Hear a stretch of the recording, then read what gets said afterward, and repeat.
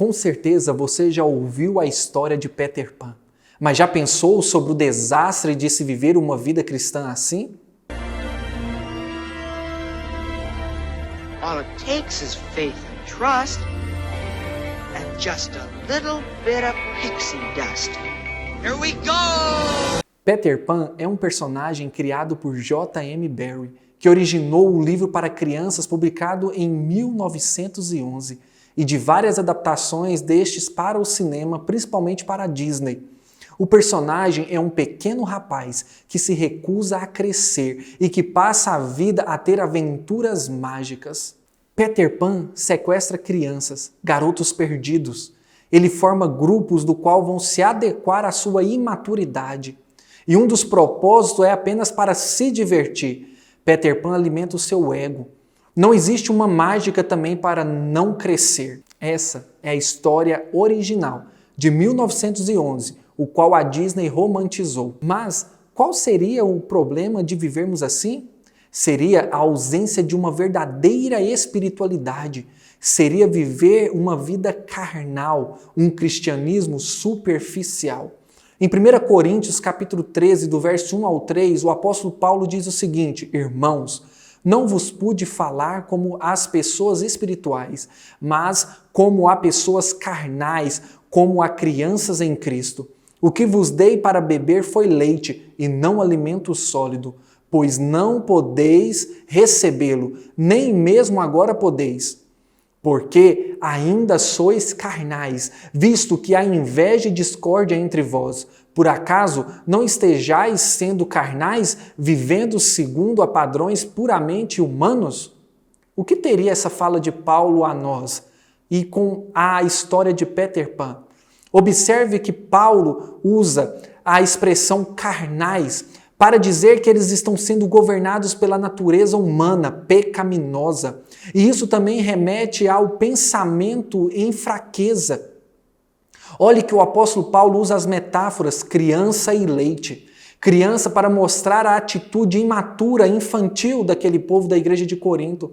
E leite, que eles apenas estavam nas verdades cristãs mais simples.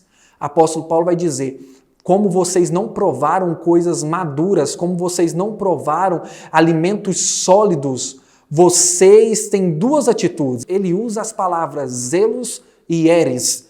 Zelos que significa rivalidade, inveja, ciúmes. E eres, contenda, disputa e discussão.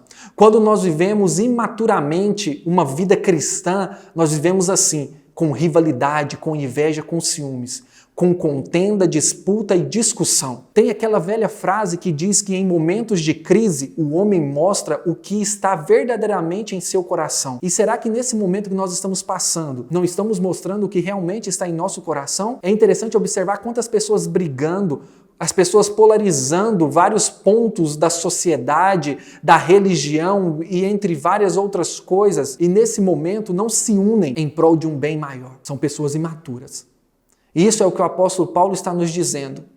E ao observar esse texto escrito a Corinto, e ao observar a história de Peter Pan, da infantilidade, nós podemos nos perguntar qual é o caminho então a se seguir. O primeiro caminho é viver uma verdadeira espiritualidade. O apóstolo Paulo, nessa mesma carta, vai dizer no capítulo 6, verso 11, mas fostes lavados, santificados e justificados em nome do Senhor Jesus. Ou seja, você foi lavado, você foi santificado e justificado. Então, viva uma verdadeira espiritualidade.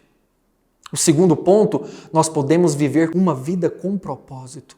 O apóstolo, no capítulo 10, versículo 23, nos diz: todas as coisas são permitidas, mas nem todas me são proveitosas.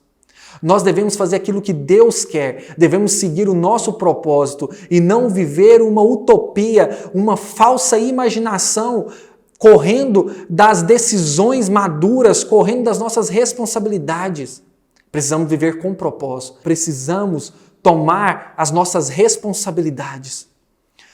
E por último, um cristianismo genuíno. Capítulo 10, verso 31. Portanto, seja comendo, bebendo ou fazendo qualquer outra coisa, fazei tudo para a glória de Deus. O cristianismo verdadeiro é aquele que não visa o nosso próprio interesse, mas o interesse de Deus, a vontade de Deus.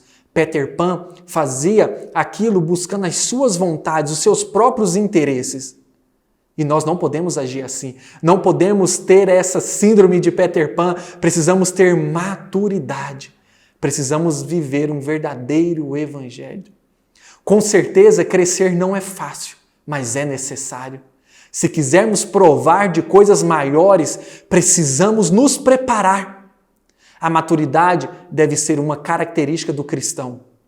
A terra do nunca não existe, mas a vida eterna com Cristo é verdadeira. E a única atitude de criança permitida é um coração humilde e sensível à voz do Pai.